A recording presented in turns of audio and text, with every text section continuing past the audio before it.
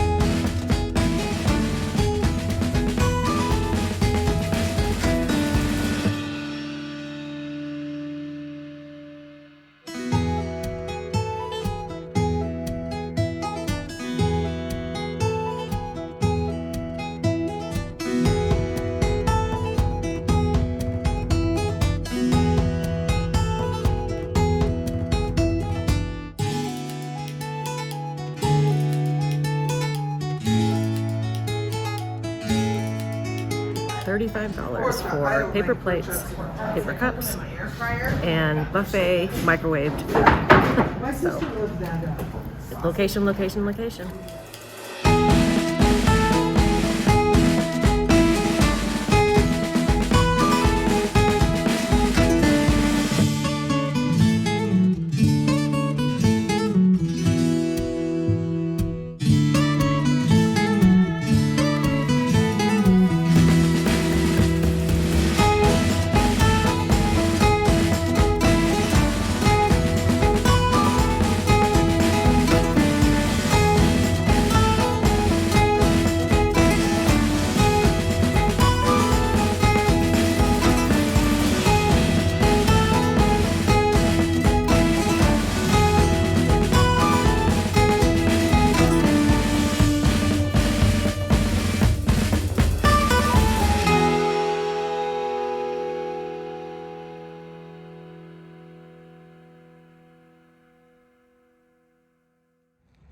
It's absolutely so amazing how you go from one side of this road right here and you have a totally different topography on this side than you do on the other side.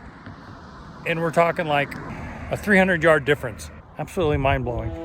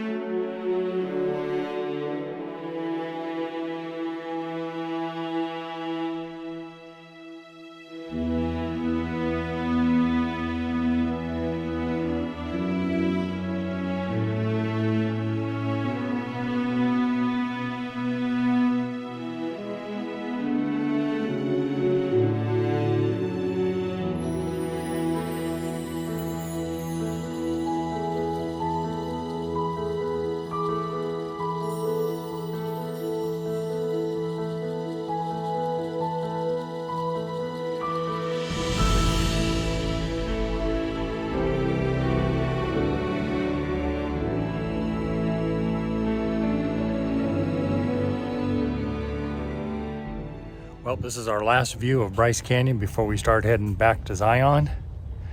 It's been absolutely gorgeous. It has. Very breathtaking.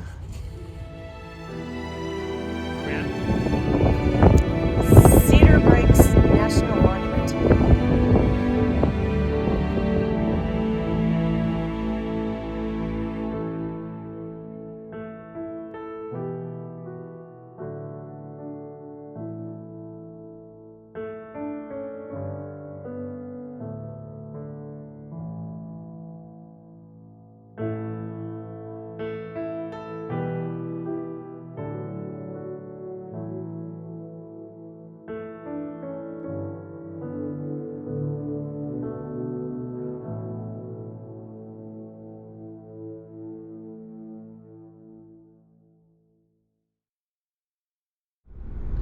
We're in Arizona for a little bit, even outside of Zion Park.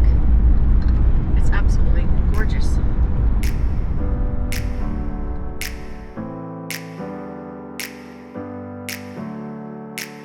Never up, never down, never.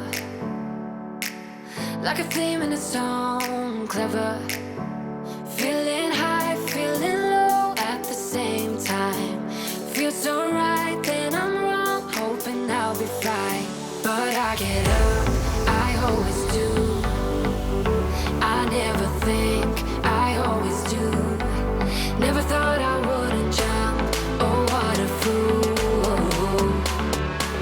But if I fall, I will get up again. We are on the State Route 375, otherwise known as the Extraterrestrial Highway. And there's not a lot out here. We're cutting up over the hill into Tonopah in Nevada. I will get up again. Stronger than I ever been. I will get up again.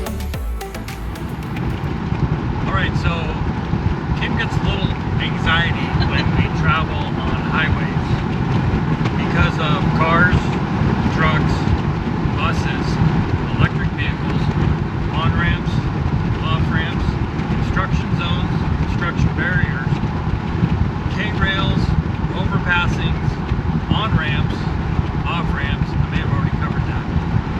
So I chose this way home because there's none of that out here.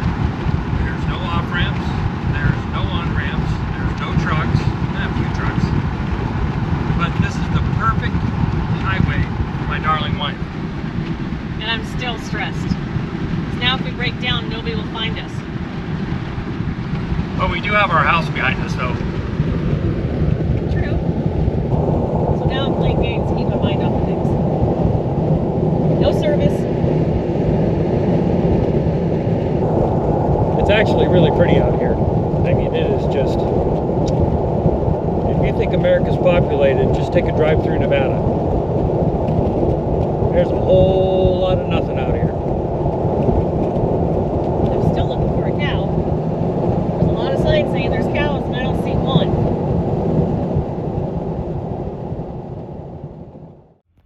This plug right here on the island is tied into the inverter. And the microwave plug is not. So you take that little extension cord, you plug it into the microwave, And voila. and Maybe. presto. Let's see how much of the battery it uses. So go over here. We're at 99. The current is 3.68 being drawn. Going down. So we'll see. I love these things. Oops, counter's dirty. 1:30. No, 1 minute? Yeah, 60 seconds.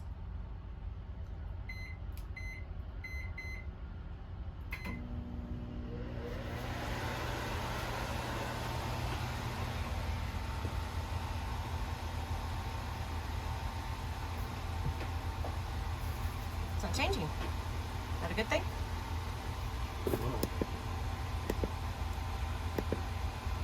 It's using 1.54 kilowatts. And just like that, Breakfast. nice hot egg bites. From Costco, by the way. Yeah, these things are awesome. I forgot to take this out, so I'm going to take this out before we get back on the road. That's good. I'm happy about that. I will get up again. Stronger than I ever been. I will get up again. Stronger than I ever been. I can see everything clearer.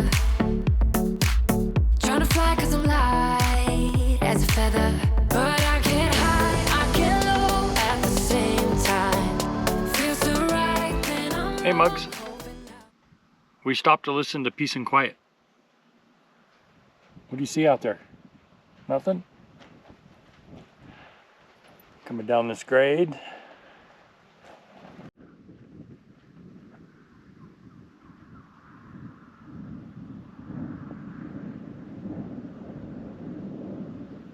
You standing out on a highway? Pretty amazing. You ever feel like the only one on earth? One time I feel like. But I get up, I always do. I never think, I always do. Never thought I wouldn't jump. You sure you don't want to go any further? Maybe. You have a bus coming. You know.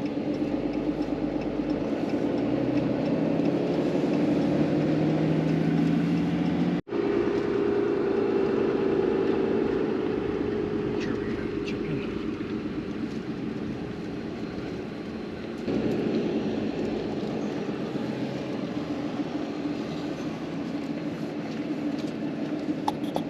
This shall be interesting.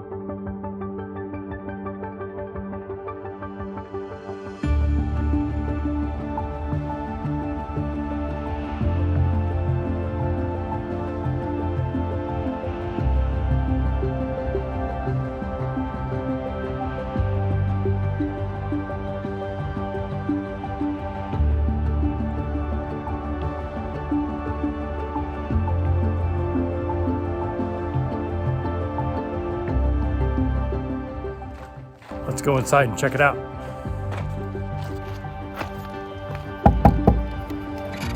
Whoa. Oh, hey, there's a Kim and a Muggsy in here.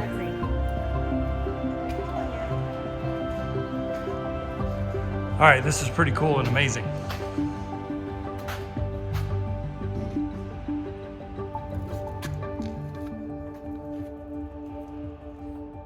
So when it got cold in here, they had a good old homemade potbelly stove. Aha, this is the air compressor that supplied all the air to run their jackhammers and their rock drills down in the mine shaft. This was one noisy place. I was mistaken. I thought this was a steam engine to run the generator to create the power to turn the winches, but this is actually another compressor to feed air down into the shaft. Overhead trolley to be able to move these huge generators and electric motors. If they had to replace one on the fly, imagine getting that call. Hey, sorry guys, we can't pull you up. We got to change your motor. We'll pull you up in about 7 hours. Not a call I like to get 1,000 feet underground. So I believe these are all the big rheostats that throttled the electricity to the motors. And this is where the operator worked.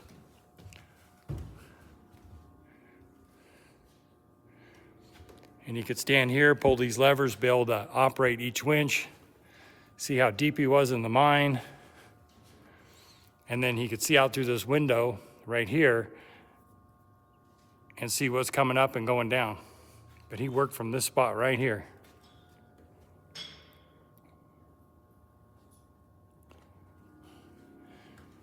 There's a bell right there with a button.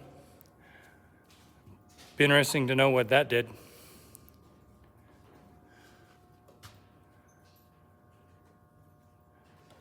So these handles are actually the brakes. So it must have freewheeled going down, because if you look at this, it connects to there, goes out to that rod, and then twists and then squeezes this big brake assembly onto that flywheel. Kind of the opposite of an RV brake. Looks like a backup system over there for something. I haven't figured that out yet. And a threading machine. My grandpa had one that looked almost exactly identical to that. Where did they get all the electricity from? Where was that generated to run all this stuff? Inquiring minds want to know. Put a comment down below if you know.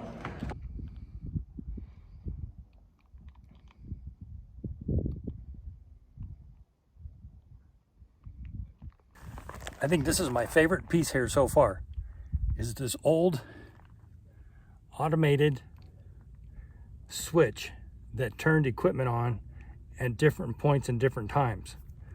This would be energized, and when this closed, when this rotated up and hit these tangs, it would close that circuit and turn on that piece of equipment. And then as it turned more, it would turn back off. So something here was sequenced to where this would be on and then off, and then these would come on, off for a split second and then back on. Like I was just telling Kim, I go, this whole thing right here can probably be done with a part off of Amazon for like $27.95 now. But this sequencing switch is, that is way cool. Gasoline powered rock drill. Interesting.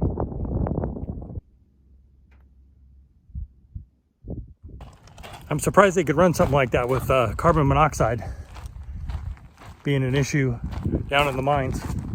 Ooh, here's something else that's cool.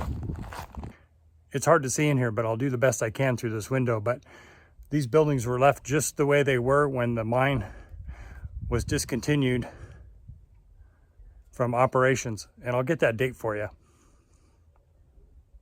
It's so cool walking in these buildings where the miners from the past were in. Wow. Which room is this? This is the carpenter shop, and I can see why. So we look at all the tools in here. And chains. Lots of rock drills.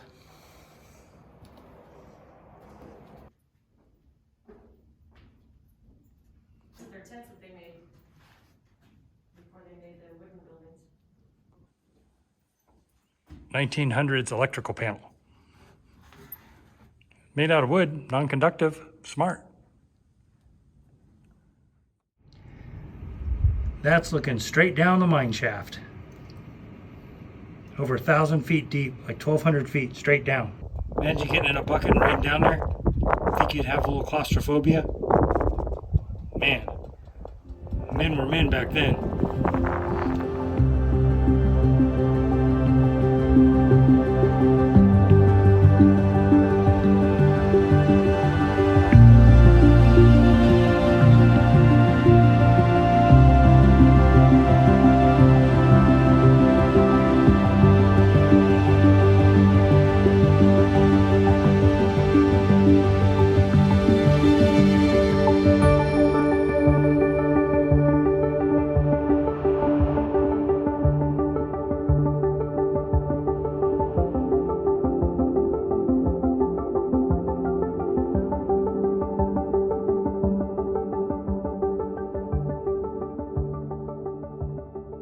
Just like that, we're at the Tonopah Brewery.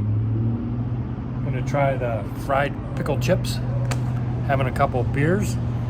Then we're gonna head back to where we parked the RV. Hopefully it's still there when we get back. And we're gonna have dinner there. Loaded. What? They had tater tots. Go in there and change your order. Last time you get to decide. Oh. Oh well, we're getting pickles, fried pickles. So there's where the mine was. Yeah, So we came down the hill, over, and poof, here we are at a brewery. Okay, day 2, crossing Nevada. We're back on Highway 6. A lot more of what we saw yesterday. I think there's going to be a lot more people and traffic on this section because it is a main thoroughfare between like Carson City and Las Vegas. But in 36 miles, we are going to be getting off and heading up over the Sierras to Bridgeport. And hopefully we have a great travel day. Cattle guard.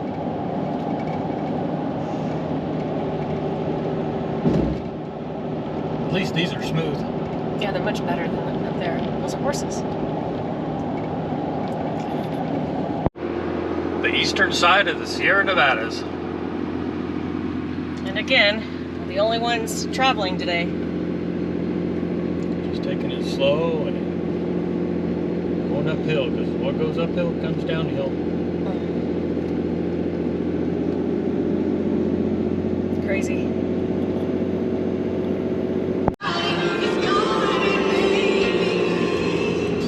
Okay, are we at Disneyland or what? These little whoop-de-doos are really getting to me.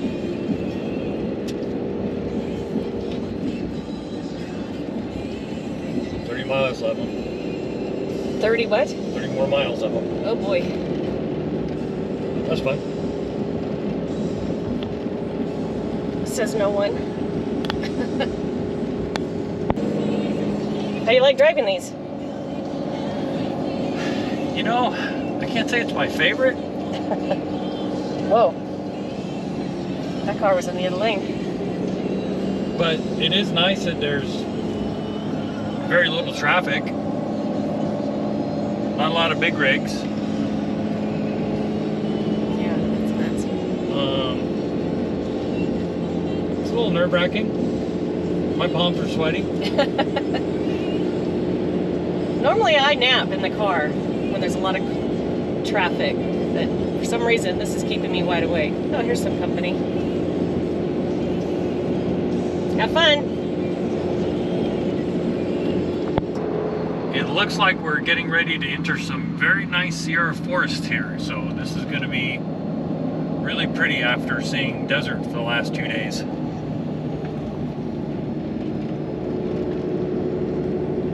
Right up here, we're going into the tree line.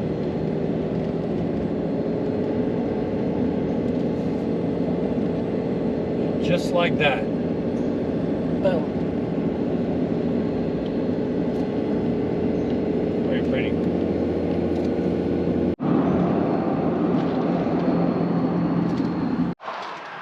We just pulled over for a bit to see Mono Lake.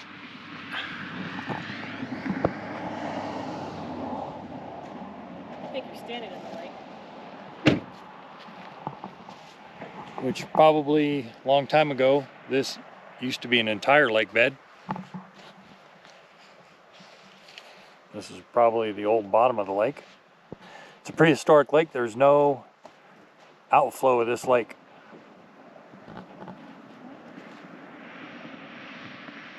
Will I cry? Will I leave behind broken and crumbled signs, hiding all my roads to you? And if I fight, will I come to life? Staying at the Bridgeport Reservoir Marina and Campground. Pretty cool little place, a couple sites. There was a site that was big enough to get us in to where we could have a lake view, which is very nice. A little windy today, but man, gorgeous view. It's going to be chilly tonight. It's going to be the coldest night of our trip. It's supposed to be down in the upper 20s, low 30s. And we got to put our hose in tonight so we don't freeze. So if you're ever passing down 395 from Reno south, make sure you look this place up.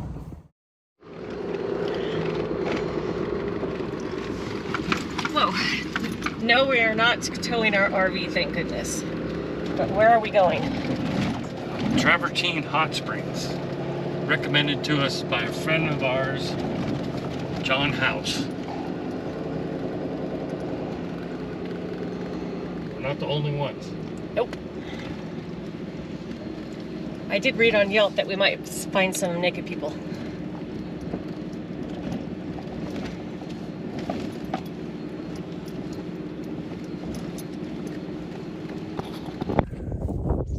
We walked past one little hot spring, but I think there's more, so we're cruising down the path here to see.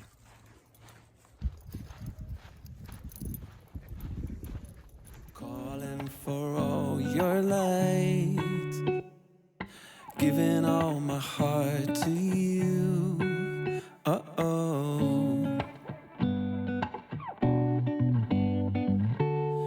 And I've been falling, I've been lost, and I've been calling on my ghosts. I put it to rest because I'm coming home, coming home. Oh,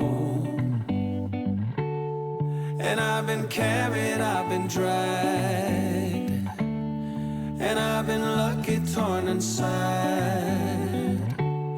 I put it to rest because I'm coming home, coming home. I am done. Beautiful sunset here in Bridgeport. Still a little windy. It's supposed to really cool off again tonight, which I said earlier, but pretty cool place. It's cold now. Bye, Kim. Giving my light back to you. Second to last morning of our trip. It's been outstanding. Quite the variation in locations. Newport Beach, Las Vegas, Zion, Bryce Canyon, Tonopah, Nevada, Bridgeport, California, and then up to Sparks, Nevada, and then home from there. A potpourri of weather, but fall is definitely in the air.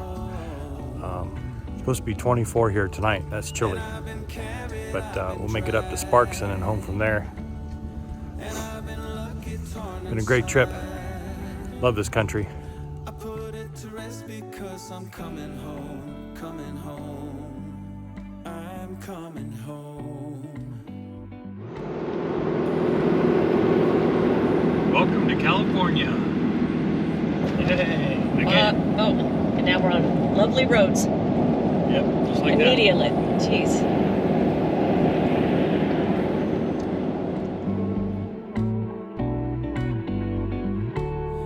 And I've been falling, I've been lost, and I've been calling on my ghosts. I put it to rest because I'm coming home, coming home. Oh, because I'm coming home, coming home. I'm coming home.